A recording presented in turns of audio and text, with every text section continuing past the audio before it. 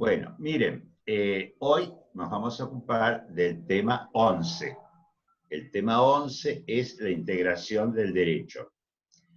Es un tema que articula mucho con otros temas que ya han visto en el programa de la materia. De modo entonces que vamos a hacer un pequeño recordatorio. Antes que nada, brevemente, digamos, para recordar, ¿a qué nos referimos cuando hablamos del problema de la integración en el derecho? Este problema se vincula con lo que ustedes ya conocen como vacíos legales o lagunas de la ley, que se dan cuando hay un caso concreto que debe ser decidido por un juez porque ha sido llevado ante la sede del juzgado para que él resuelva ese conflicto, y al mismo tiempo no hay una norma que especifique en un caso abstracto el caso concreto que el juez tiene que resolver. De manera entonces que cuando el juez se encuentra con ese dilema, la teoría dice que se ha hallado frente a un vacío legal. Por eso también a ese vacío legal se lo suele llamar lagunas. En el mismo sentido que nosotros decimos, tengo una laguna intelectual, una laguna mental, que se me ha olvidado algo, se me ha hecho un vacío. Entonces, en el mismo sentido que usamos la palabra laguna, vamos a usar para hacerla ver sinónimo de vacío legal o laguna legal. Es muy conocida la expresión laguna legal en la tradición teórica sobre este tema. El tema de las lagunas, junto con el tema de las fuentes, son los dos temas que se vinculan con el agua en teoría del derecho. Se los digo para que se acuerden. Por eso se ha hablado de la hidráulica del derecho, ¿no? ¿Por qué? Porque tanto las fuentes del derecho surgen, como surgiría un lugar de donde emana el agua, como ahora en la integración hay lagunas que son también espacios muy calmos, pero que tienen un vacío legal. ¿Cuándo vieron ustedes las lagunas por primera vez? Cuando vimos el ordenamiento jurídico, si no me equivoco, en el tema 6. Allí hablamos de unidad, coherencia e integridad del orden jurídico. Son tres requisitos o características propias de todo orden jurídico: la unidad, la coherencia y la integridad. Allí hablamos entonces de la integridad. ¿Qué quería significar esa integridad? Que para cada caso concreto el sistema jurídico tiene que tener una solución. Si no la tiene, ahí no sería íntegro, habría un vacío, como estaba comentando él. ¿En qué otro momento lo vimos a este tema? Lo vimos en la unidad o en el tema 9, cuando hablamos de las problemáticas que se encontraba el juez en la aplicación del derecho. Sabemos que la definición tradicional de aplicación es subsumir el caso concreto en un supuesto abstracto de la norma. Entonces, si no lo podemos subsumir, evidentemente estamos en un problema, estamos en el vacío, estamos en la integración. En aquel momento vimos todos los problemas que se le presentaban al juez para lograr una aplicación, entre los cuales estaba muy destacado el problema de la interpretación y el tema de la integración. La interpretación fue el tema que hablamos la semana pasada. Es mucho más importante que la integración. ¿Por qué? Porque prácticamente siempre hay interpretación en el derecho. Cuando un juez aplica una norma, un caso concreto, no puede dejar de interpretarla, por más clara que sea. Mientras que los casos de integración son más excepcionales. ¿Por qué? Porque normalmente el derecho está relativamente previsto o puede subsanarse alguna deficiencia, alguna insuficiencia, por vía de la interpretación, por vía de los argumentos interpretativos, por vía de los argumentos lógicos, en definitiva, por vía de la teoría de la argumentación. Entonces, no es nuevo en realidad el tema. Como ustedes ven, siempre vamos articulando los distintos temas para que ustedes vayan viendo cómo vamos de un tema a presentándolo hasta que logramos profundizarlo. Bueno, hoy vamos a intentar profundizar este tema 11, y por lo tanto vamos a mirar más profundamente el tema de la integración del derecho. ¿Está bien decir integración del derecho o sería más conveniente decir integración de la ley? En realidad, es mejor decir integración de la ley o lagunas de la ley que lagunas, por ejemplo, del derecho. ¿Por qué? Porque si el derecho se supone un sistema cerrado, teóricamente no tendría que tener lagunas. Sin embargo, en la ley sí hay. ¿Por qué? Porque el propio legislador reconoce que hay posibles lagunas legales cuando en el artículo 2 del Código Civil, perdón, en el artículo 1 creo que nos manda a suplir las lagunas cuando no hay una norma por la costumbre jurídica, por ejemplo. Cuando no hay una norma legal, ustedes saben que puede generarse o puede resolverse el caso por una costumbre praterlegem, es decir, una costumbre que está en lugar de la ley. Entonces ahí ya ven ustedes cómo el propio legislador está previendo que pueden haber lagunas en el derecho, porque en realidad no tiene sentido negarlo, pese que hay muchas argumentaciones teóricas para negarlo. Pero nosotros lo rescatamos porque es un problema real del juez. Claro, hay muchas voces teóricas que nos van a decir que no hay lagunas. A ver, en esta historia del derecho cortita que nosotros empezamos después de la sanción del Código Civil francés en 1804, el Código Napoleón, que ya tantas veces creo que hemos mencionado. ¿Por qué? Porque fue un hito legislativo, porque los códigos son leyes, y la ley del Código Napoleón fue una ley que fue un hito tan importante en el derecho de Occidente que lógicamente siempre partimos de ese punto. Bien, ¿qué instauró el Código Napoleón? Un sistema estrictamente legalista. ¿Por qué? Porque era un nuevo código y todos los autores pensaron que ese código traía todas las soluciones posibles para cualquier tiempo y para cualquier lugar.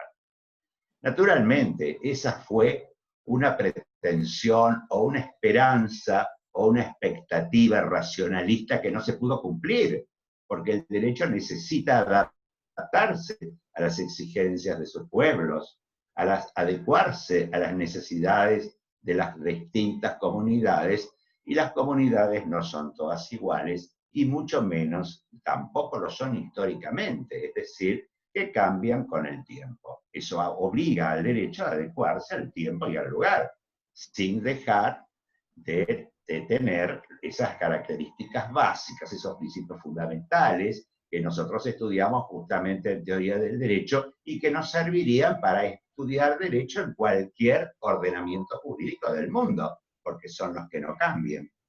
¿Ok?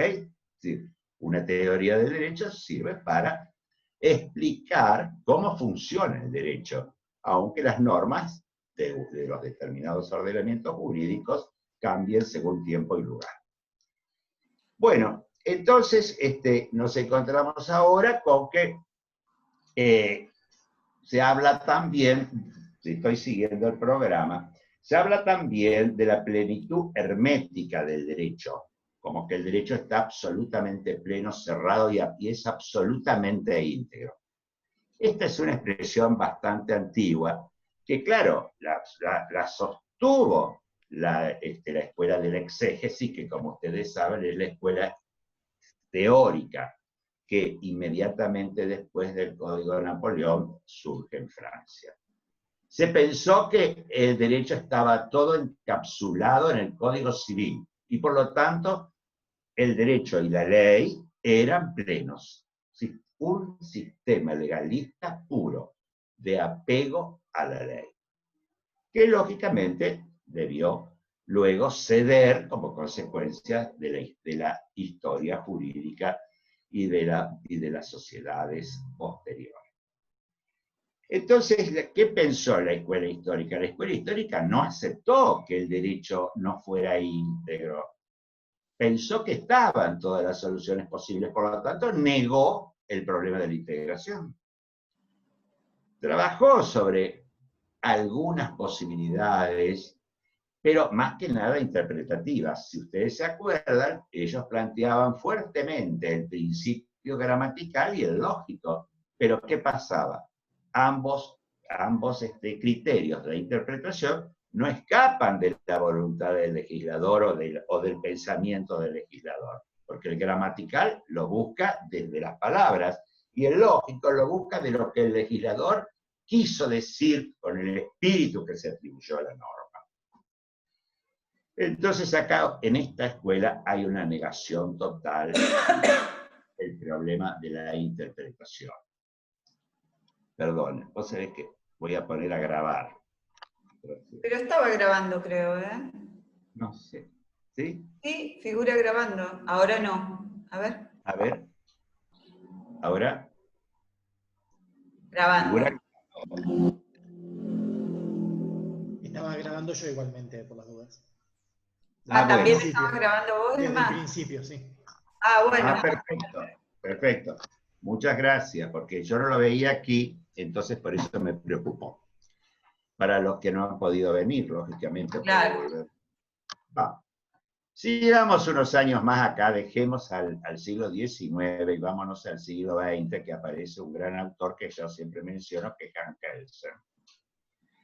Y entonces Kelsen va a decir también que no hay lagunas. ¿Por qué? Porque Kelsen plantea un sistema perfecto, cerrado de derecho, en donde entiende que todo orden jurídico tiene todas las respuestas posibles. Entonces, claro, pero a Kelsen se le dijo, bueno, pero hay veces que los jueces se encuentran con este dilema. No tienen una norma aplicable. Bueno, entonces él dijo, bueno, en esos casos, en realidad no hay precisamente lagunas, ¿no? Sino que son otro tipo de problemas. Entonces él va a llamar a esos problemas, si ustedes quieren, con el nombre de lagunas. Pero dice, bueno, vamos a ver 3 clases posibles de las llamadas lagunas. Las lagunas lógicas, las lagunas axiológicas y las lagunas técnicas.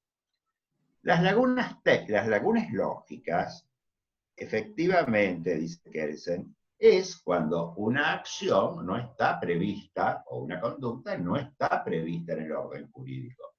Pero cuando una acción no está prevista en el orden jurídico como mandada, como obligada o como prohibida, es porque no está dentro del orden jurídico, es una acción permitida. Entonces dice que ahí no hay una laguna, lo que hay es que no está mandado ni obligada una determinada acción, sino en todo caso queda permitida, queda liberada. Entonces él dice, bueno, voy a utilizar lo que llama el principio de clausura, en virtud del cual todo lo que no está prohibido está permitido. Todo lo que no está prohibido está permitido. Este principio tuvo críticas, porque ustedes saben que entre los autores teóricos nunca falta una crítica. Ahí hay una crítica, ¿por qué? Porque de alguna manera pareciera que decir que todo lo que no está prohibido está permitido es lo mismo que decir todo lo que no está prohibido no está prohibido. Entonces ahí, claro, pero se produce lo que se llama en Autología. Tautología. Muy bien. Pero yo dejaría eso, porque resulta que nosotros, los argentinos, tenemos en el artículo 19 de la Constitución Nacional un principio de clausura perfecto.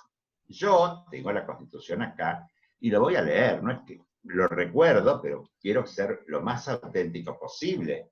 Es el artículo 19. El título de ese artículo es Privacidad y Libertad Civil, y dice: las acciones privadas de los hombres que de ningún modo ofendan al orden y a la moral pública, ni perjudiquen a un tercero, están solo reservadas a Dios y exentas de la autoridad de los magistrados. Ningún habitante de la nación, y acá viene el principio de clausura, será obligado a hacer lo que no manda la ley, ni privado de lo que ella no prohíbe. Quiere decir que si no vamos a ser obligados a hacer lo que no manda la ley, y vamos a ser privados de lo que la ley no prohíbe, quiere decir que hay una esfera de libertad civil, en la cual, bueno, según Kelsen, no habría realmente, lógicamente, una laguna. Pero sí había dado este principio de reserva. ¿Por qué? Porque este principio de clausura constitucionalmente es conocido en nuestro país como principio de reserva. Es, por supuesto, el principio de reserva un principio donde se sustenta todo el sistema jurídico. ¿Por qué? Porque es justamente el principio que defiende nuestra privacidad, nuestra autonomía personal. Es uno de los artículos más importantes de la Constitución.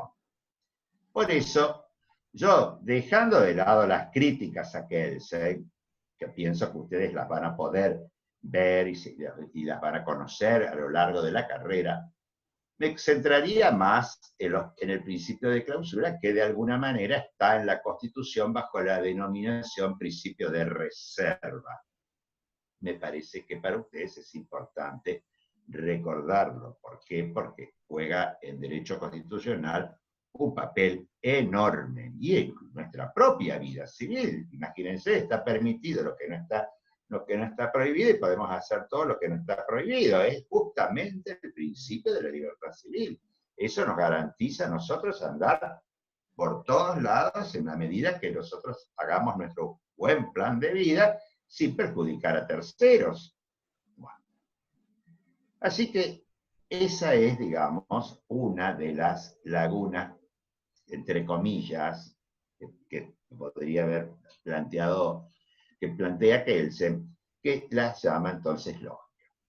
Otro tipo de situación que se da es que a veces está previsto el caso específico, abstracto, en una norma, pero el juez, cuando lo va a aplicar al determinado caso concreto, si bien la norma refiere a ese caso, se da cuenta que por alguna particularidad del caso va a generar una injusticia, y que su decisión va a ser una decisión valorativa errada. A este tipo de lagunas las llama Kelsen lagunas axiológicas, pero también dice, estas no son lagunas, sino son situaciones subjetivas que el juez encuentra y que se ve obligado a dejar de lado la ley, pero porque invoca un principio de justicia. Por otra parte, esto podría llegar a dar inclusive contradicciones, porque un juez podría tener un punto de vista distinto acerca de la justicia que otro. Entonces, dice que acá tampoco hay lagunas. Hay otro tipo, el tercer tipo, que son las lagunas técnicas, que es cuando el legislador deja algunos aspectos de la norma sin explicitar, y los deja librados a la persona que posteriormente tenga que aplicar el derecho o la ley en un caso dado. Por ejemplo, Kelsen pone el ejemplo de que hay que seleccionar un órgano, elegir a un órgano de un, vamos a poner un presidente, un coordinador, y la ley lo único que dice es que debe haber un presidente, y no dice cuál es el procedimiento para la elección del presidente. Es decir, si el presidente va a ser elegido por voto directo, por nominal, por mayoría, por minoría, por proporcionalidad. Entonces, eso lo puede poner el juez. Y entonces, ahí tampoco habría una laguna. ¿Y por qué puede poner eso? Porque el juez es al mismo tiempo que aplicador, un creador. Y cuando crea, elige entre un marco de posibilidades. Y ahí me voy al tema o unidad 10, en donde ustedes se van a acordar de la tesis de Kelsen sobre interpretación jurídica, que sostiene que el juez elige entre un marco de posibilidades que se dan todas que podrían ser jurídicamente correctas. Kelsen, entonces, no hay tampoco lagunas. Otros autores más modernos que no ven la laguna que ustedes ya conocen, otro autor, por ejemplo, es Ronald Dworkin. ¿Por qué? Porque si le dijimos en la clase pasada que Ronald Dworkin es un autor norteamericano recientemente fallecido que trabajó sobre la idea de Herculia de la interpretación, acuérdense, ese juez que lo puede todo y por lo tanto puede lograr la única respuesta correcta, una teoría que es muy interesante, muy buena, muy linda para profundizarla y estudiarla, pero lógicamente no todos están de acuerdo con que se pueda lograr una única. Es decir, no todos piensan que los jueces son Hércules, que lo pueden todo, y por lo tanto, por vía de interpretación, integración, pueden lograr una respuesta correcta para cada uno de los casos. Claro, si el juez puede lograr la respuesta, en definitiva, no habría vacío, porque el vacío lo llenaría. Y evidentemente los jueces llenan los vacíos, aun cuando no estemos de acuerdo, no adherimos.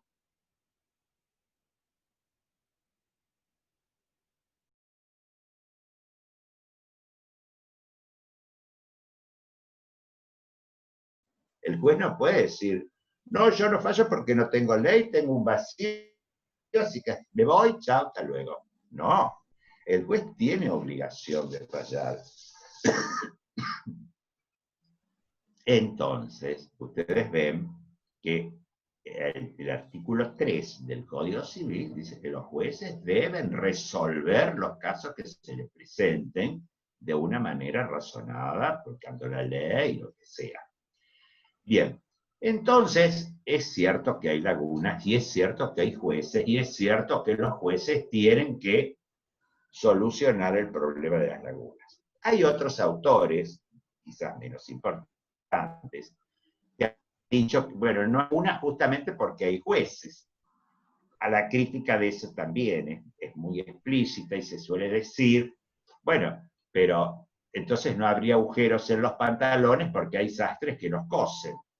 Bueno, hay agujeros en los pantalones, lo cual es muy distinto que la acción del sastre que después cose el agujero. Pero el agujero estaba. Entonces, le dicen al italiano Giorgio Del Vecchio, que es el autor de esta teoría, o a quien se le atribuye esta teoría.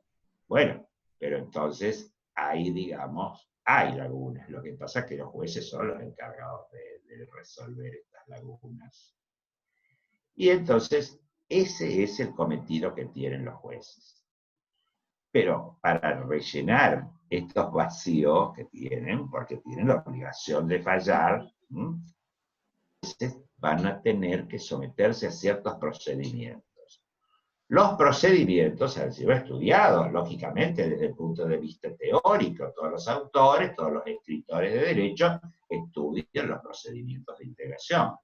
Pero los códigos también trabajan los procedimientos de integración.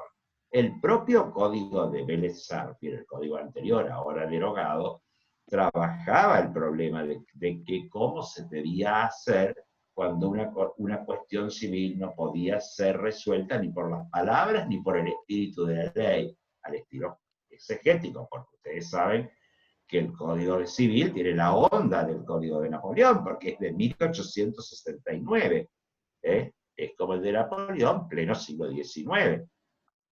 Entonces, lógicamente decía el artículo 17, si una cuestión civil no puede resolverse ni por las palabras ni por el espíritu de la ley, apelaba allí al método gramatical y al método lógico. Deberá resolverse por los principios de leyes análogas, y si aún así la cuestión fuera dudosa, por los principios generales del derecho, teniendo en cuenta las circunstancias del caso. Ese artículo 17 no está más, pero lo que sí está incorporado en nuestro Código Civil, y sigue estando incorporado, es la analogía y los principios del derecho. Ahora ya no se llaman más principios generales, no importa, pero los principios siempre son generalizaciones. Cambió de nombre. El nombre tradicional, el nombre histórico que viene de siglos, era principios generales del derecho. Ahora, nuestro codificador del Código del 2015 lo plantea como principios y valores. Es decir, no sé si se querrá acercar a los principios de Working, probablemente, porque Working era más moderno, pero se quitó esa palabra. Y esos dos grandes temas son dos temas que tenemos para solucionar los vacíos, y sería interesante que siguiera María Jesús con su tratamiento, y si te parece, yo podría continuar y completar cuando llegues a los principios generales del derecho. Perfecto. Sabés que, Eloy, mientras vos desarrollabas en particular el tema, me parece relacionado a los tipos de lagunas que planteaba Kelsen y que mostraba para después afirmar que estas lagunas no existían, un alumno, Eneas, planteó una inquietud y está marcado como que tiene una duda en particular, y acá en el chat me parece que la duda tiene que ver con el principio de clausura, ¿no? Del que hablaba Kelsen, en particular en relación a las lagunas lógicas, ¿no? ¿Está bien? Bueno, ¿cuál es el problema? Eso, quería leerte la inquietud del alumno. Dice, tengo una pregunta. ¿Hasta qué punto no se puede afectar a un tercero en nuestra vida privada? Bueno, a ver... eso tiene que ver con el principio de la libertad civil. En ningún punto se puede afectar la vida de un tercero. Esa afectación refiere a generar un daño en un tercero. Exacto. No estamos autorizados a dañar a nadie, porque nosotros somos todas personas humanas con la misma dignidad personal. Entonces, podemos dañar a otro. A veces se intenta utilizar a una persona, emplearla como un medio para fin. Eso está totalmente prohibido. A veces las personas se dejan utilizar, pero eso no es correcto, ni desde el punto de vista jurídico, ni desde el punto de vista moral. Por eso es tradición ese principio que dice que, bueno, que uno tiene la libertad hasta que comienza la del interlocutor, la del tercero. Pero si yo no respeto la libertad del otro, si yo genero un daño, me convierto en responsable de ese daño y tengo que, de alguna manera, resarcir el daño ocasionado. Es su principio jurídico básico. El que genera un daño a otro, cualquiera sea el daño moral, patrimonial, como ustedes quieran, el daño moral puede ser injuriándolo, hablando mal de él, etc. El daño patrimonial puede ser desde perjudicarlo económicamente en algún contrato, etc.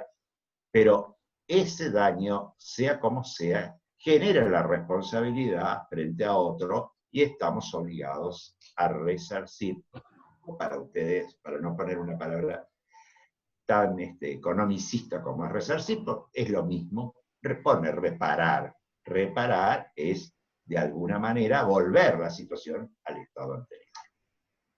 Claro, creo que la inquietud... Lo interpreté al alumno. Creo que la inquietud de Eneas, concretamente... No estoy viendo la consulta.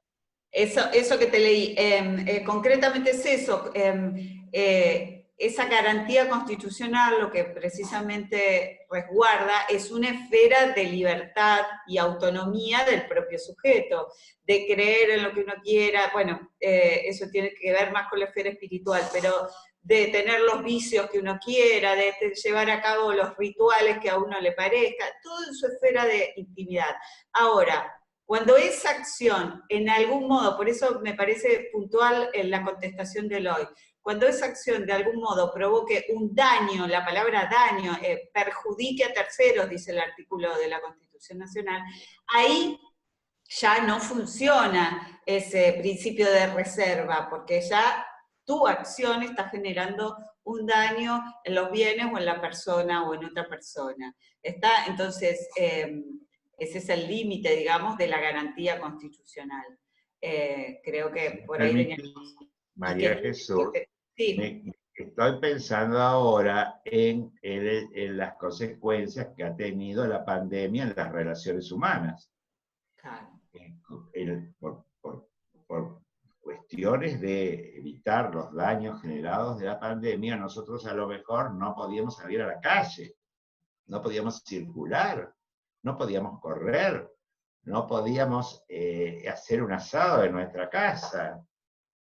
Eso no fue un invento, fue un vacío legal que se llenó por decretos de necesidad y urgencia que después fueron avalados por el Congreso de la Nación.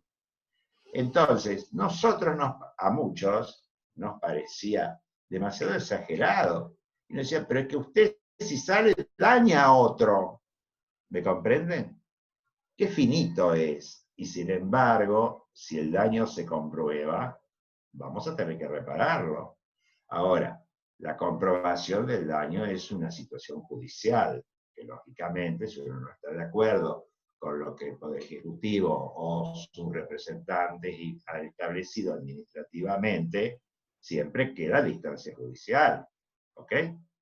Pero fíjense ustedes que a veces hay daños mínimos que uno ni siquiera los logra percibir, y sin embargo, el hecho de poder de alguna manera contribuir a la falta de aislamiento, al no uso de los elementos protectores, puede generar nuevos casos, y esos casos de una determinada enfermedad como el coronavirus puede generar daño, y ese es un daño que a veces no está, nosotros no lo tenemos visualizado, porque daño a lo mejor lo vemos como, qué sé yo, darle una trompada a alguien en un boliche, porque es lo que generalmente es la forma de dañar a ustedes, o sacarle algo a alguien, o lo que sea, pero hay daños también muy sutiles, por eso el daño es de todo tipo. Bueno, María, seguimos entonces con... Sí, seguimos, para seguir un poco el programa, Sí, entonces sigamos con la analogía. Exacto. Estábamos, ¿no es cierto?, ya a partir de todas estas reflexiones en relación a la problemática de la integración, ustedes traten de relacionarla con otros temas que nosotros previamente vimos, por eso fue interesante que Eloy arrancara con la articulación con otros temas. Entonces nosotros pensamos en, bueno, a ver, ¿qué pasa en nuestro ordenamiento jurídico? ¿Qué pasa frente a este problema? ¿Cómo se aborda la solución? A partir de ese trascendente artículo que impone la obligación del juez de dar un fallo, una decisión judicial, en todo caso que se presente, y razonablemente fundamentado. Es decir, el juez, ¿qué significa esto? Que el juez no puede excusarse diciendo que ese caso no está regulado para no resolverlo. Entonces, bueno, la pregunta es, ¿cómo se soluciona este problema de laguna? Teniendo claro qué es una laguna. lo tenemos claro ya que es una laguna. Una laguna es un problema que le aparece al juez una vez que tiene probado el hecho y que no encuentra él en el ordenamiento jurídico un esquema normativo en donde subsumir ese caso. Perfecto. Entonces ustedes en el programa tienen las lagunas de la ley. Afirmación que tiene su trascendencia, como Eloy también estuvo diciendo, en la cuestión terminológica que también pide el programa, es preferible hablar de lagunas en la ley que de lagunas en el derecho. ¿Por qué? Porque dentro del derecho va a ser en donde vamos a encontrar la solución. Entonces la laguna no es que lo vamos a solucionar por el azar al caso, lo vamos a solucionar con fundamentos jurídicos, ¿entienden? Entonces decir que la laguna está en el derecho, no, porque el derecho va a ser precisamente el que va a dar la solución. La laguna está en la ley, el legislador, que es el principal creador de normas, todavía no previó esa serie de casos. Bueno, perfecto. Entonces, procedimientos de integración, el punto 4, procedimientos de integración. Y ustedes el mismo programa les pone heterointegración o autointegración. A ver, acá nos gusta siempre hacer referencia en particular a este punto, porque como tenemos tanta experiencia de corregir exámenes y tomar exámenes, vemos que es quizás un punto en el que hay una recurrencia de error en esta situación. A ver, ¿a qué nos referimos con heterointegración y autointegración? Si nosotros nos preguntamos, como les acabo de plantear, ¿cómo un ordenamiento jurídico soluciona un problema de vacío de regulación? Nosotros miramos los distintos sistemas jurídicos y podemos armar dos grandes grupos. Y decimos, hay sistemas u ordenamientos jurídicos nacionales que pertenecerían a un sistema de heterointegración y hay otro grupo de ordenamientos jurídicos o sistemas jurídicos que pertenecerían a la autointegración o que tienen soluciones de autointegración. ¿Cuál es la diferencia? Ustedes piensen ya la palabra, hetero significa otro, auto significa uno mismo. Un sistema de heterointegración significa que ese ordenamiento jurídico, para solucionar un problema de laguna, recurre o encuentra la solución en mecanismos que implican ir fuera de ese ordenamiento jurídico en donde se registra la laguna. Por el contrario, un sistema de autointegración propone procedimientos o métodos que implican encontrar la solución al vacío de regulación en el mismo ordenamiento jurídico en el que se está registrando el vacío. Autointegración. Los que ubicaríamos en un sistema de heterointegración, por ejemplo, podrían remitir a ordenamientos jurídicos diversos. Por ejemplo, decir, frente a un problema de vacío de regulación, el juez debe encontrar la solución acudiendo a los principios del derecho natural. ¿Recuerdan el derecho natural? ¿Recuerdan cuando en el capítulo 1 veíamos en el último punto dos visiones polémicas y decíamos, bueno, hay quienes piensan que por sobre el derecho positivo, que es el derecho que el hombre crea para regular su relación en un momento y en un lugar determinado, existe un orden superior al que denominan derecho natural. En ese derecho natural hay principios de justicia y de moralidad que son universalmente válidos, eternos, inmutables, etc. Bueno, quizás un ordenamiento jurídico que pertenece a los sistemas de heterointegración podría decir, el juez encontrará la solución en el derecho natural, está fuera de ese ordenamiento jurídico positivo. O el juez deberá encontrar en ordenamientos jurídicos antiguos, como el derecho romano. O el juez deberá hacer un estudio de derecho comparado. ¿En dónde estudiaron ustedes el derecho comparado? En el capítulo 2, cuando veían los saberes jurídicos. es una disciplina que estudia una figura jurídica a partir de analizarla cómo ese tema es regulado en distintos ordenamientos jurídicos estatales.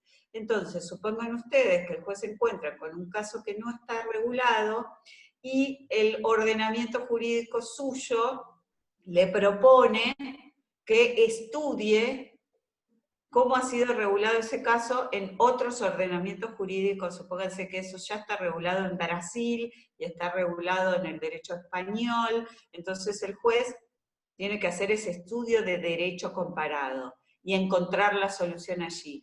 Por eso, si el ordenamiento jurídico dijera que la solución se encuentra, que el vacío se colma así, sería un sistema de heterointegración, ¿lo entienden? ¿Por qué? Porque la solución el juez la va a encontrar fuera del ordenamiento jurídico al que él pertenece y en donde se registra el vacío. ¿Se dan cuenta? Bien.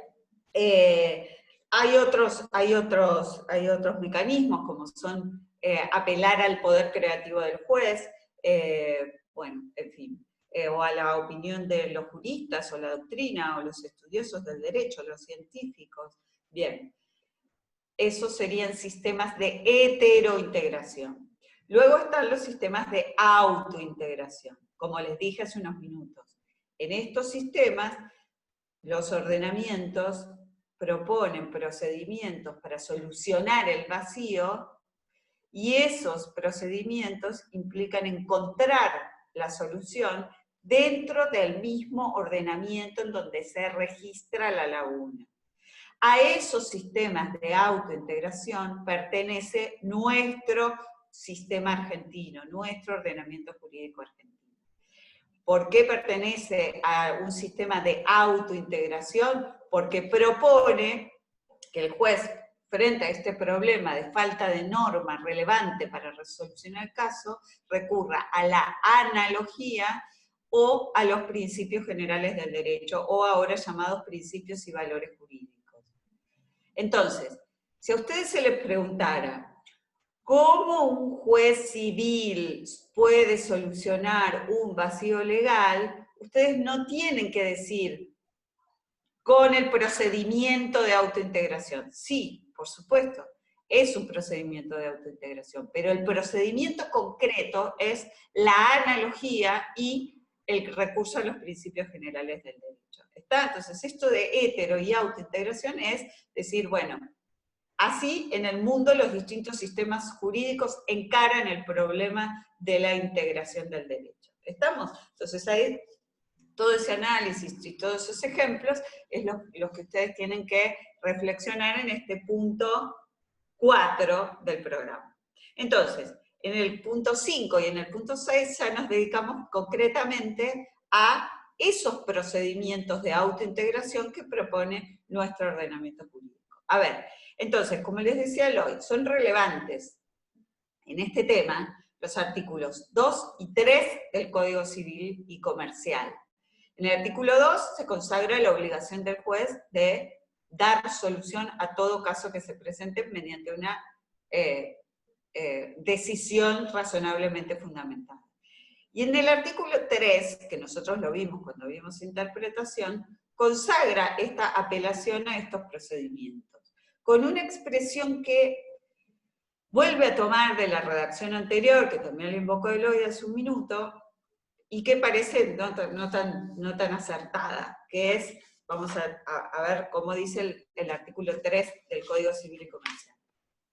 Ahora nosotros nos vamos a ocupar de la analogía, o sea, si el juez o el juez argentino para solucionar un vacío legal tiene que recurrir a la analogía y a los principios generales del derecho, bueno, a ver, ¿qué es la analogía? La analogía está consagrada en el artículo 3 del Código Civil. 2, perdón, el 3 era la obligación, está bien. Interpretación, ¿no? Pero también refiere a esto. La ley debe ser interpretada... Perdón, doctora, ahí hay otro problema, porque está dentro de un subtítulo que dice interpretación. Interpretación, claro. Lo que pasa es que la analogía, los principios, los derechos, sirven para integrar y para interpretar también. ¿Me comprenden? Por supuesto. Dentro de todo no está mal ahí. No está mal, incluso... Sarfield era más claro, pero bueno, no importa, está, lo que importa es que esté. Sí, incluso no es Perdón, contradictorio. perdón, doctora, que le interrumpí. No, no, perfecto. Incluso no es contradictorio, esto viene bien, porque fíjense que nosotros también podemos ver al problema de la integración como un problema de interpretación. De hecho, lo es. Ustedes dirán, ¿cómo interpretación si justamente lo que no hay es norma? Pero después va a efectuar una tarea de interpretación. De hecho, nosotros en el capítulo 10, cuando veíamos en el inicio del capítulo 10 problemas, por un lado lingüísticos, y luego vimos problemas lógicos de la interpretación, ahí aparecían las lagunas, ¿recuerdan? Redundancias normativas, conflictos normativos y lagunas, como problemas lógicos, es decir, que tienen que ver con el conjunto del sistema, ¿no? Con el conjunto, con la totalidad de las normas. Entonces, de alguna manera también podemos asociar a ese asunto. Entonces, la ley debe ser interpretada teniendo en cuenta sus palabras, sus finalidades, las leyes análogas, las disposiciones que surgen de tratados sobre derechos humanos, los principios y los valores jurídicos, ahí está el segundo procedimiento, de modo coherente con todo el ordenamiento jurídico. Entonces, con la expresión leyes análogas, que no es tan acertada, y es la misma expresión que usaba Vélez Sarsfield, bueno, Vélez Sarsfield en el antiguo Código Civil. Ahora vamos a ver por qué no es acertada, porque la analogía no se da entre las leyes, sino entre los casos, precisamente. Bueno, a ver, ¿qué es la analogía? La analogía es un procedimiento de integración por el cual a un caso concreto que no está regulado, se le aplica para solucionarlo la norma que regula un caso similar. ¿Qué significa esto? A ver, lo que el juez tiene es un caso concreto. De nuevo, la expresión caso concreto de la que venimos hablando desde el capítulo 9, que empezamos a hablar de la aplicación judicial.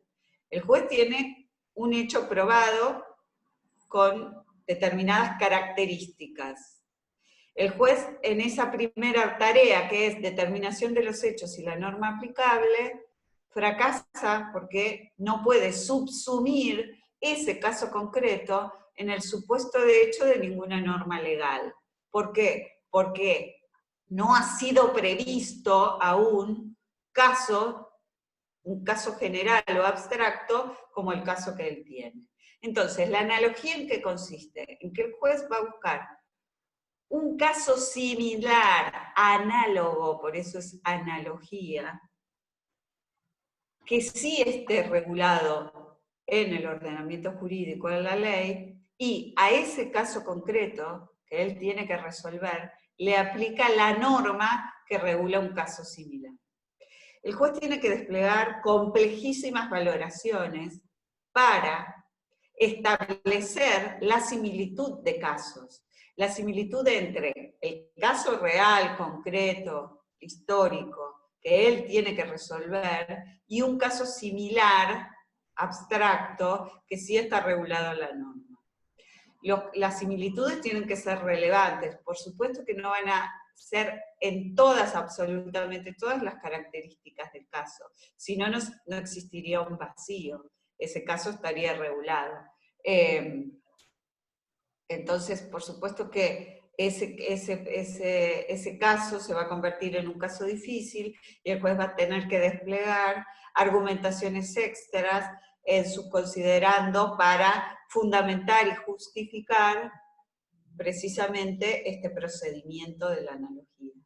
Nosotros para ser un poco didácticos y mostrarles a ustedes algo sencillo en cuanto a la analogía, les mostramos lo que ocurría cuando no existía la regulación de la aeronavegación, pero sí existía regulación respecto del transporte de personas y de mercancías terrestre o fluvial, que es lo que como primero el hombre se trasladó y trasladó bienes.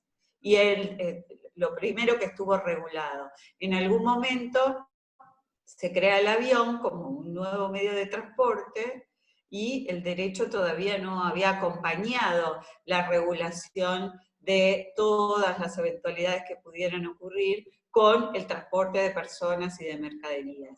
¿Qué pasa? La realidad llega antes, los casos deben ser resueltos. ¿Es lo mismo el transporte por avión que el transporte fluvial? No, no es lo mismo. Sin embargo, puede decirse que tiene similitudes relevantes, y que si un juez en aquel entonces hacía analogía, podía mostrar cómo el transporte aéreo con el transporte fluvial tenía similitudes relevantes, y que las previsiones que el derecho hacía podían, según principios y valoraciones que cumplían las mismas finalidades, podían perfectamente aplicarse para solucionar casos de navegación aérea. ¿Entienden? Entonces, eso es la analogía.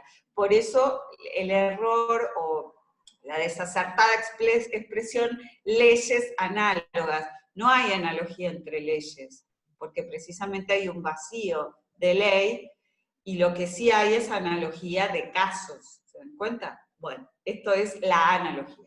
Bien, es una actividad muy compleja. Lo mostramos así de modo genérico. Imaginen ustedes que las particularidades de cada caso, ya establecer que el caso no está regulado también es una actividad compleja. Mucho más lo es la actividad de mostrar la similitud de un caso, el modo de aplicación de esa norma que regula otro caso, no el caso concreto que el juez tiene que resolver, etc. Bueno, el programa les pide un tema que es muy interesante y que en la realidad genera casos que presentan aristas relevantes y muy, muy interesantes, que son distinguir la analogía como método de integración de la interpretación extensiva como método de o procedimiento de interpretación. A ver, para mostrarlo rápidamente. Nosotros, el tema pasado nos ocupaba en el capítulo 10 la interpretación. Un punto del programa era las clases de interpretación según sus resultados. Y ahí nosotros veíamos que a veces, o sea que para pensar este tema de la interpretación literal, extensiva y restrictiva, tenemos que pensar que la norma que se expresa en un texto de palabras, como ya lo estuvimos viendo, a veces tiene un texto y un espíritu, que en ocasiones las palabras dicen mucho y el espíritu quiere decir menos de lo que las palabras dicen, y a veces pasa al revés, o a veces coincide la palabra con el espíritu. Entonces, a partir de esa idea, decíamos, hay normas que expresan literalmente con las palabras lo que su espíritu quiere decir. Cuando una norma es de interpretación literal, taxativa, declarativa. Por ejemplo, si se dice, motivos de nulidad de tal acto son tal, tal y tal. No se puede invocar una causa de nulidad que no sean esas expresadas en la norma. Ni existe una que esté expresada que no lo sea. Es de interpretación literal. Pero decíamos, a veces la norma dice menos o dice más de lo que quiere decir. Y él hoy en la clase pasada, en el encuentro pasado, decía, podemos invocar ejemplos de normas que son jurídicas y que son sencillas de entender, como las normas de consorcio. Si la norma dijera, prohibido tener animales en el edificio, es una norma que según su texto prohíbe tener todos los tipos de animal en el edificio. Pero su espíritu no es prohibir todos los animales, incluso un pescadito en una pecera en la cocina del departamento de una unidad dentro de ese edificio. ¿Entienden? Entonces, ¿qué pasa con esa norma? El texto es demasiado amplio, prohíbe tener animales y su espíritu es más restringido. Lo que se prohíbe es tener animales molestos en el edificio. Y finalmente llegamos a la interpretación extensiva. Supongan ustedes que la norma dijera, prohibido tener animales domésticos en el edificio. Pareciera que está mejor redactada que la de prohibido tener animales, por lo menos ese problema de la que tiene el pescadito, o la que tiene el hámster, o el que tiene, no va a provocarse. La norma dice prohibido tener animales domésticos. Según el texto de la norma, los casos que se prohíben, o los animales que se prohíben tener, son animales domésticos. O sea que en el edificio no podría tenerse perro, no podría tenerse gato, no podría tenerse algún pajarito. Bueno, igual son poquísimos, cada vez menos los animales domésticos, ¿no es cierto? Bueno, ¿qué pasa si una persona tiene una cabra, o tiene una vaca, o tiene un mono? No es un animal doméstico. Bueno, ¿qué pasa ahí? Las palabras de la norma son tal, tal, tal y tal caso. Sin embargo, el espíritu es más amplio. El juez, por interpretación extensiva, extiende la prohibición de la norma no solo a los animales domésticos, perro, gato, pajarito, y no sé qué otro más podría ponerse, sino también a otros animales, porque el espíritu de la norma es que los vecinos no tengan animales molestos. ¿Entienden? Eso es la interpretación extensiva. ¿Qué pasa con la analogía? Ustedes dirán, y entonces, bueno, ¿qué pasa con la analogía? Que muchas veces se puede llegar a confundir cuando un caso no está previsto en el texto de la norma, con pensar que ese caso genera un vacío legal. Pero que en realidad a veces no es que existe un vacío, sino que es que el caso no está expresamente en el texto de la norma, sino que sí está en el espíritu. Nosotros lo trabajamos a veces con un ejemplo que ocurría cuando todavía no estaban regulados los delitos informáticos, ¿no? Y la norma decía, saben que existe una prohibición de dar publicidad a un instrumento privado que no estaba destinado a publicidad. Por ejemplo, si ustedes exhiben un email o una conversación de WhatsApp, etc. Eso es un delito, saben ustedes, por más que quizás la costumbre nos lleve a compartir las fotos, etc. Bueno, es un delito. Originalmente el artículo estaba redactado. Será reprimido con tal pena el que diere publicidad, exhibiera alguna, y enumeraba ciertos medios de correspondencia privada. Y decía, carta, correspondencia epistolar, telegrama, etcétera, que no esté destinado a publicidad. Aparece el email, hoy hablábamos, los vacíos generalmente muchas veces se provocan por nuevas tecnologías, por ejemplo, invenciones, ¿no? Bueno, aparece el email o la correspondencia electrónica y no estaba enunciada en ese artículo que establecía la prohibición de dar publicidad. Sin embargo, eso no se trataba de una laguna. ¿Por qué? Porque si el email hubiera existido como medio de correspondencia privada al momento de redactar ese artículo, seguramente hubiera estado incluido en el texto. Ahí se trata de un caso de interpretación extensiva.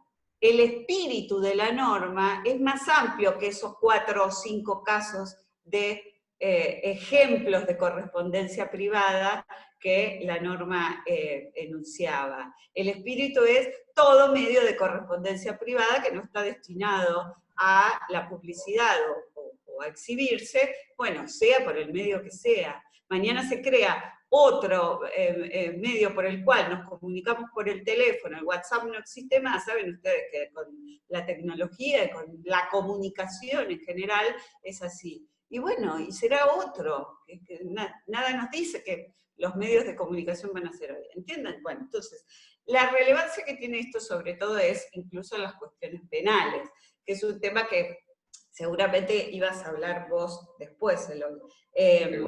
¿Por qué? Porque en derecho penal no se puede hacer analogía, pero sí se puede hacer interpretación extensiva. Entonces ese ejemplo era interesante porque, bueno, precisa, por supuesto, desactualizado, porque todo eso está perfectamente regulado, lo que no significa que siempre se generen ese tipo de situaciones. No sé si han alcanzado a entender la diferencia, ¿no? De que un caso no esté previsto a que un caso no esté previsto en el texto, pero sí en el espíritu. Por supuesto que esto es el nudo de discusión de muchas causas judiciales. ¿Se dan cuenta? En este caso que poníamos como ejemplo, si se trataba de una imputación penal, mostrar que ese caso era un caso de vacío, implicaba sobreseer al imputado, porque en derecho penal no se puede hacer analogía.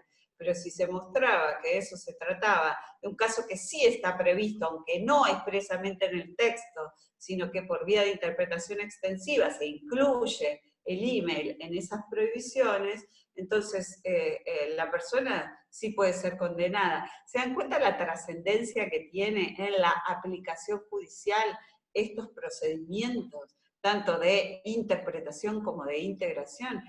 La consecuencia es la decisión de un juez, ¿se dan cuenta? De establecer derechos y deberes de las partes en ese juicio. En los casos penales, más todavía, porque implica establecer una pena, absolver a una persona, imponer un agravante, un atenuante, etc. Bueno, no sé si me falta algo con relación a la analogía, bueno, se nos No, está yendo un que poco está el muy tiempo. bien. Sigo con los principios generales del derecho. Dale. Bueno, los principios generales del derecho, como la analogía, son formas de autointegración. Entonces hay que tenerlo bien en cuenta, porque en nuestro derecho la forma de llenar vacíos es exclusivamente la autointegración. Lo dijo muy bien la profesora, pero lo repito por las dudas que ustedes, a alguno le haya quedado una.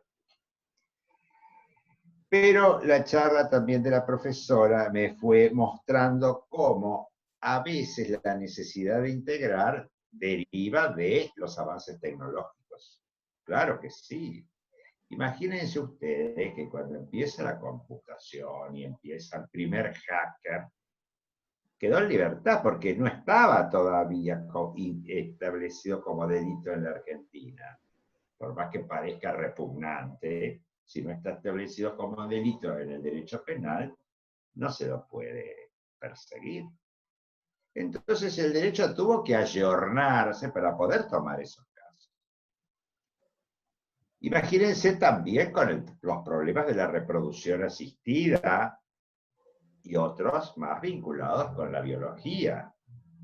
Los problemas que le traen a derecho porque pueden darse casos concretos que no están adecuados a los avances de la ciencia en un momento dado.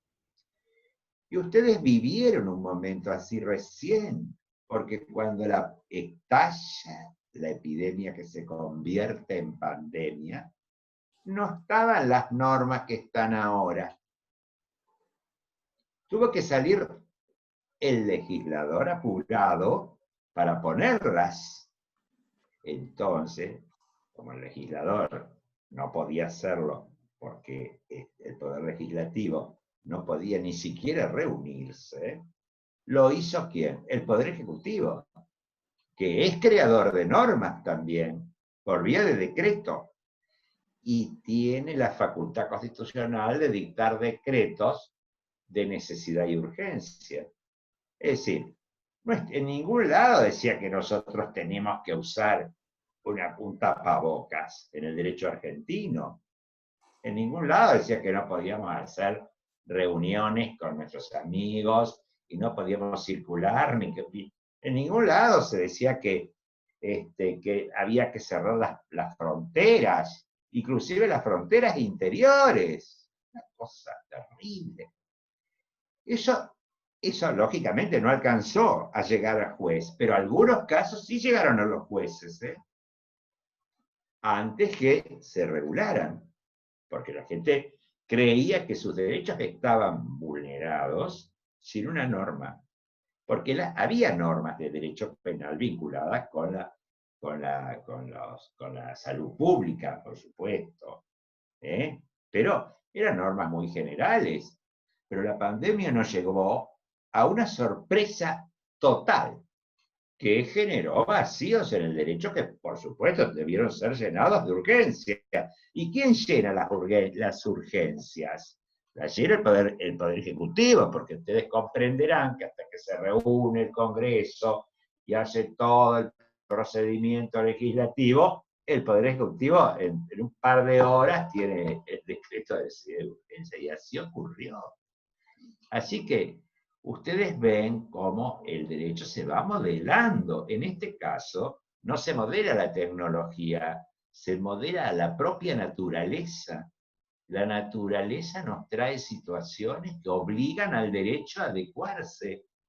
Además, hay situaciones que pues, son inéditas, que son también de naturaleza social, de corte comunitario, que pueden generar inmediatos vacíos y el Poder Ejecutivo lo llena a través de ese tipo de decreto que está previsto, que es un decreto de alguna manera relacionado con la norma general que dicta normalmente un Poder Legislativo, pero que tiene que ser dictado por el Poder Ejecutivo ante la ausencia del Legislativo, pero que después recibe el aval. Bueno, esto en general. Vamos entonces, ahora vimos la analogía, ahora vámonos a los principios generales del derecho.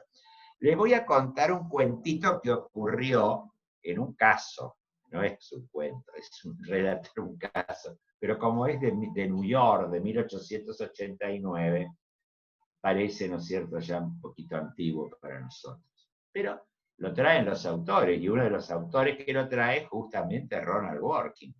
Así que es un juicio que se dio en Nueva York entre el caso Ricks versus Palmer, en donde uno un nieto del señor que tiene una enorme fortuna, a los fines de que el abuelo, después que lo designó, que lo había designado sucesor a su madre, a su tía y a él, pensó que podía el abuelo contraer nuevo matrimonio, en cuyo caso podrían variar las cláusulas testamentarias. Entonces, ¿qué hizo Elmer? Mató a su abuelo. Al morir el abuelo, Elmer, su madre, etc., eran los sucesores directos. El derecho norteamericano no preveía en 1889 la posibilidad de la exclusión de la herencia por indignidad. Hoy ese caso no se hubiera podido dar, porque hoy está previsto. El homicidio del causante genera que no se logra, digamos. ¿Por qué? Porque nadie puede beneficiarse de las consecuencias de su daño. Miren que, para la pregunta que me hacían hoy sobre los terceros, nadie puede beneficiarse de las consecuencias de su daño. Eso se dijo en el Tribunal Superior de Estados Unidos para negarle a Elmer la recepción de los bienes que pertenecían a su abuelo. Bien, ¿por qué les cuento esto? Porque en el derecho, de acuerdo con el derecho norteamericano del momento, las normas que estaban establecidas no tenían esa cláusula de indignidad. Por lo tanto, estrictamente, de una manera lógica, debía darse los bienes al heredero. Sin embargo, el tribunal dijo no. ¿Por qué? Porque además de que acá no hay norma, lo que hay es un principio general del derecho o un principio jurídico y ético. Digo esto para adaptarme más a la postura de Dworkin. El principio es el que acabo de decir. Nadie puede beneficiarse de su propio daño. El que ha matado a su abuelo no puede beneficiarse de los bienes que en herencia le debieron haber correspondido si se hiciera una aplicación estricta de la ley. la ley se debe aplicar estrictamente, pero hay casos, como ya lo veía Kelsen, en donde efectivamente llevar el cumplimiento de una norma genera una consecuencia tan injusta. Entonces, ¿por qué trae este caso Working? Para mostrar que además de las normas existen los principios, un tema que ustedes ya lo conocen, porque forma parte de interpretación jurídica, y que venimos hablando, desde que hablamos de la norma, hablamos de Working, y hablamos de las normas y los principios, etc. Bien. Quiere decir entonces que los principios sirven para resolver casos. Por supuesto. Si no hay norma, la analogía fracasara, por ejemplo, bueno, acudamos entonces a los principios generales del derecho. De hecho, los jueces actúan así. Lo que sucede es que hay dos posturas muy separadas acerca de cuáles son los principios generales del derecho. ¿Por qué? Porque todo depende de la mirada epistemológica de cada autor. Si un autor pertenece al naturalismo, es decir, que considera que sobre el derecho positivo hay un derecho natural, válido, universal, que está sobre el derecho positivo, entonces lógicamente va a sostener que los principios jurídicos fundamentales, los principios generales del derecho son principios que derivan del derecho natural. Un ejemplo sería: se debe hacer el bien y evitar el mal, que es un principio del derecho natural del cual se pueden extraer deductivamente. Por ejemplo, debo pagar mis deudas, porque si no tengo que hacer el mal, tengo que pagar lo que me he comprometido. Entonces, esa es una postura naturalista. Pero la postura que realmente yo creo que ha tenido más predicamento es la postura positivista, según la cual los principios generales del derecho surgen del propio derecho positivo. No es que están en otro lado, están en el derecho positivo. Lo que pasa es que hay que hallarlos. Bien, para Working, lógicamente hay que hallarlos por vía de interpretación. Algunos son explícitos, pero son principios. O valores, si ustedes quieren llamarlos, para adaptarnos al código. Hay sutiles diferencias entre principios y valores, pero ustedes no se preocupen, quédense con que cuando hablan de principios hablan de valores, por ahora. Después darán a lo mejor filosofía del derecho donde alguien se ocupe porque es sutil. Pero bueno, la diferencia. Entonces, fíjense ustedes que los principios generales del derecho van a generar estas dos posturas.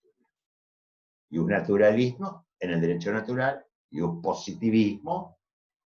Lo único que hay es el derecho positivo. El derecho positivo es la creación del hombre y por lo tanto los principios generales del derecho surgen del derecho positivo. ¿Cómo surgen? En forma explícita o implícitos. ¿Y qué son? Son generalizaciones que fundamentan a las normas, que están dándole sustento a la norma y que de alguna manera no están formulados como normas. A veces sí, ¿no es cierto? Pero a veces no. Vamos a ver algunos ejemplos de cuando están percibidos como norma o explicitados como norma y cuando no. Un principio que no estaba explicitado como norma, que ahora sí lo está, es el principio del caso Elmer, en donde se tuvo que sostener el principio para definir y decidir la causa, el principio de que no se puede uno hacer un beneficio del daño que ha generado. Eso ahora, por supuesto, está en todos los derechos, inclusive en el derecho argentino, el abuso del derecho, el abuso posición dominante, etcétera, etcétera, etcétera. Y lógicamente la indignidad que implica el haber matado a un ascendiente.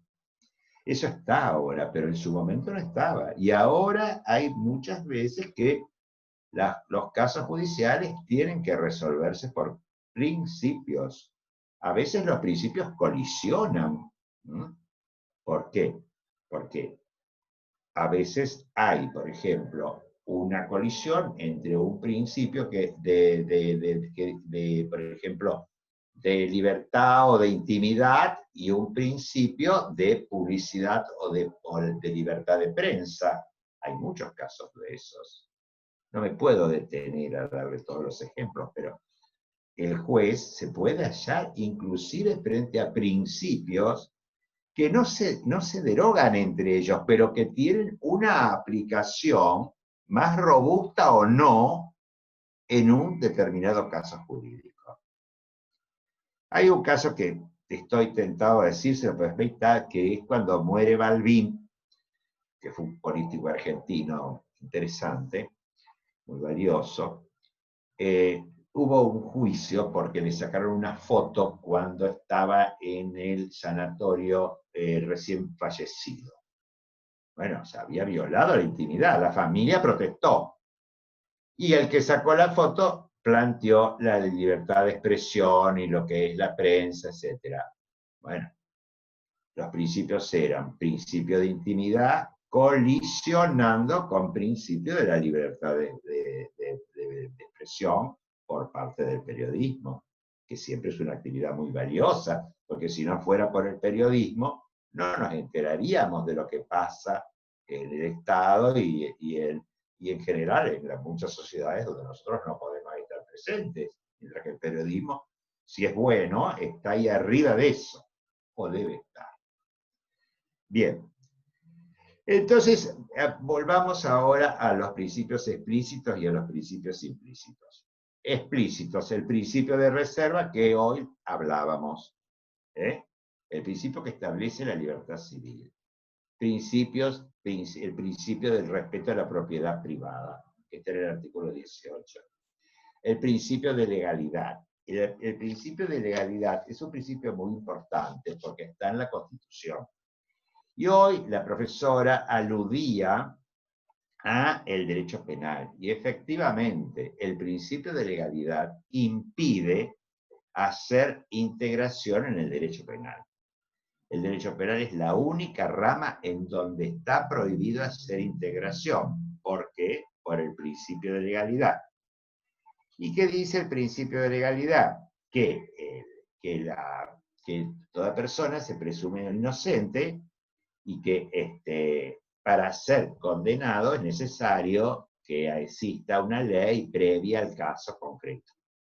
Los delitos tienen que estar descritos claramente en un supuesto normativo para que se pueda perseguir a una persona cuya conducta se dice o se debe calificar que está en ese supuesto penal. Acá en penal no se puede hacer prácticamente nada que no sea literal.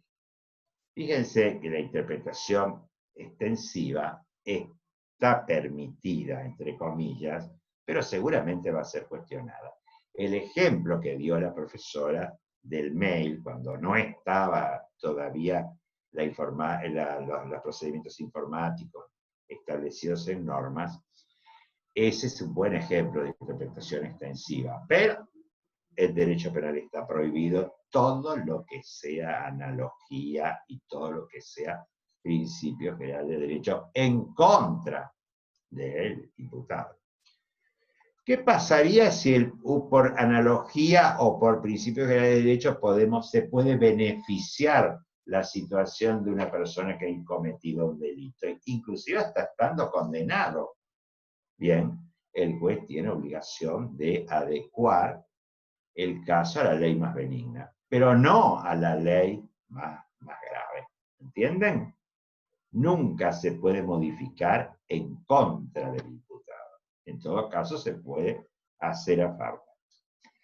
Y ya que estamos en el derecho penal, ustedes conocen el tema de que también el derecho penal se presume a todo el mundo inocente hasta que no existe una condena. Esa condena puede ser apelada y por lo tanto muchas personas están condenadas pero están en libertad hasta tanto se resuelva en última instancia. Pero se presume inocente. La presunción del estado de inocencia, lógicamente, es una de las garantías que el sujeto tiene, porque hasta que no esté condenado, lógicamente, tiene que reputarse que es inocente. Y también en el derecho penal, en el procesal penal sobre todo, existe el principio indubio pro reo. Quiere decir que cuando hay una duda, hay que estar a favor del imputado. Por eso muchas veces los jueces se ven obligados a fallar o a dictar sentencia, a pronunciarse, declarando inocente a una persona porque no han podido probar el hecho.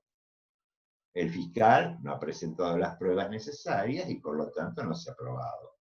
En ese caso, en caso de duda, es inocente. Y eso se replica también en favor de la parte más débil de la relación laboral, que lógicamente también se puede beneficiar cuando haya ese tipo de confusiones. También otro principio que es explícito es el principio non bis in idem, es decir, que cuando una cuestión ha sido juzgada, no puede volver a juzgarse.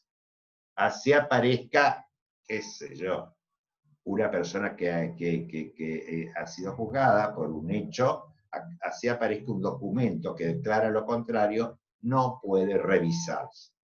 Eso está vinculado con el tema de la cosa juzgada, que ustedes también tienen que haber tenido oportunidad ya de haber conocido. Entonces, fíjense ustedes que el derecho civil, el derecho penal, está permanentemente trabajándose eso, trabajándose sobre la base de principios, etcétera. Por ejemplo, el principio de la buena fe, el principio de la lealtad, etcétera, etcétera. Es impresionante la cantidad de principios.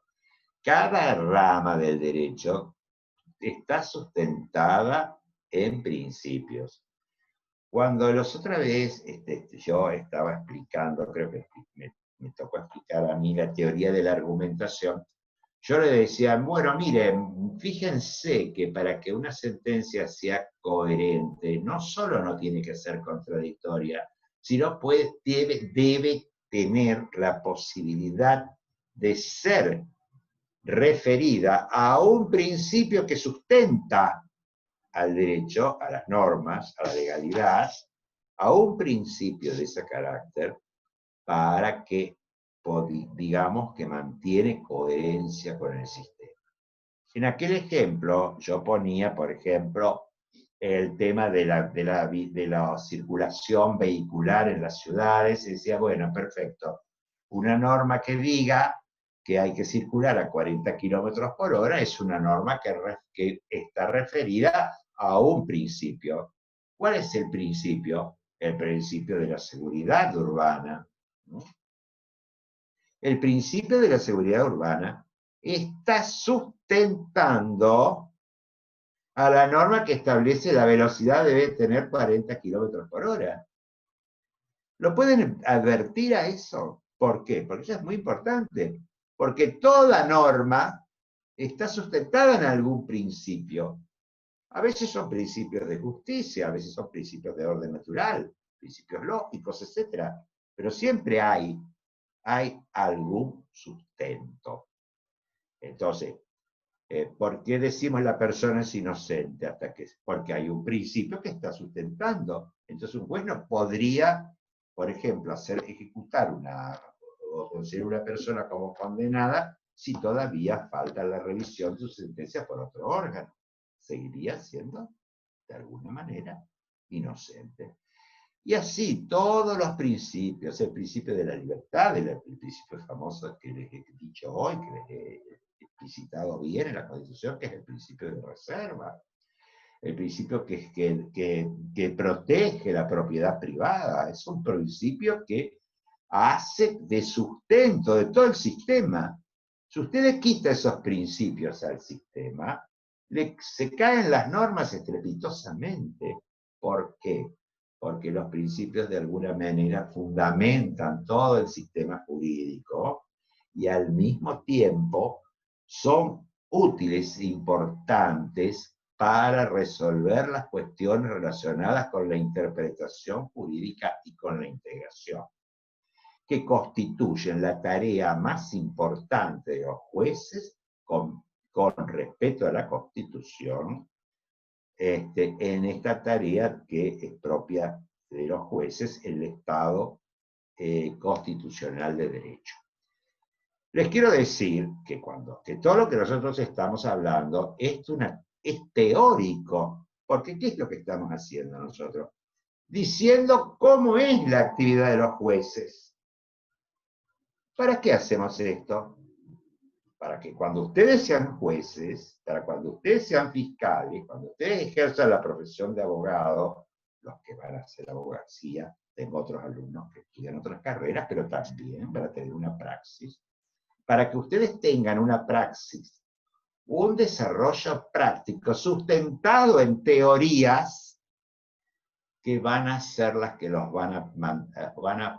va a permitir a ustedes realizar con éxito la praxis, porque toda práctica jurídica requiere siempre una buena teoría. Claro, quizás no, ustedes dirán, pero bueno, ¿es la suya una buena teoría? Ustedes son los que tienen que discernir. No lo pueden quizás hacer ahora, pero a lo largo de la carrera van a ir discerniendo cada vez que tengan una problemática de este tipo, en qué aspecto teórico están. Claro, el día que sean jueces, sean abogados, no van a estudiar teoría del derecho para ver cómo hay que interpretar, si están haciendo por el método tal. No, porque es toda una actividad. Ustedes directamente van a buscar la norma y van a hacer un trabajo que va a convertirse en un hábito. Ese hábito es muy importante, ya sea desde la justicia, desde el ejercicio libre de la abogacía, ya sea de cualquiera de los ámbitos. Pero lo que yo quiero es que ustedes vean que qué estamos haciendo realmente. Estamos explicitando lo que hacen otros tipos, que son los órganos del Estado. Realmente tendría que yo quizás ser mucho más respetuoso. Pero los órganos del Estado, con todas las que importan sus investiduras, están ejercidos por hombres. Y los hombres tenemos fortalezas y debilidades. Bueno, creo que por hoy yo estaría dispuesto a escuchar, si ustedes quieren algún comentario o algo, los profesores, y si no, si hay alguna pregunta específica, y si no, tienen siempre el foro de consultas donde con mucho gusto voy a responder todas las inquietudes que ustedes tengan. Bueno. Sí, quería recordarles que está caducando la fecha para entregar el trabajo final, el trabajo que ustedes deben presentar. Permitir regularizar. Para conseguir la regularidad o regularizar. Después ustedes eligen cuándo se presentan al examen, pero si quieren presentarse al examen como alumno regular, tienen que presentar ese trabajo final, que consiste, bueno, está todo explicado, consiste en elegir una de 5 consignas y desarrollarla. Bueno, nada, quería recordarles eso, porque Sí, nos llama la quedan atención. horas nada más. Pero Horas. bueno, yo creo que eso ha estado muy bien, está muy bien explicitado el ambiente, entonces vamos a ver las respuestas que tenemos. Ustedes saben que no es un trabajo obligatorio, pero que no van a poder rendir la materia como promocionales o como regulares promocionales sino que tendrán que eventualmente anotarse nuevamente como libres. Ustedes saben que para cada examen tienen que anotarse. Los exámenes están previstos para el mes de julio, fin de julio, de modo que todavía tenemos tiempo para hablar de esos temas. Vamos a seguir conectados con ustedes y ahí hablaremos del tema del examen, que puede llegar a ser presencial o eventualmente virtual. Pero como eso no depende de nosotros, sino que depende de la universidad, de la facultad y de la situación del país, de la provincia y de la ciudad con respecto a la pandemia, por el momento vamos a dejarlo inconcluso. Lo que sí les digo es que, lógicamente, esperamos la respuesta de ustedes hoy. Esa respuesta para nosotros implica la responsabilidad de ustedes, que creemos firmemente que han seguido todas las actividades y que hemos dado desde el primer día en el ambiente.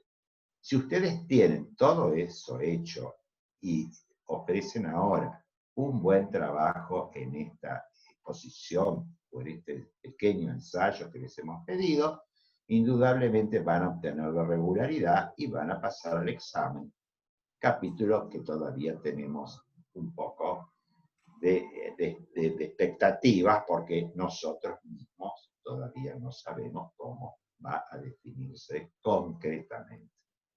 María, si tenés algo más. No, solamente eso quería recordar. Y si no, vamos a dar por finalizada la clase. Muchas gracias a todos. Adiós. Listo.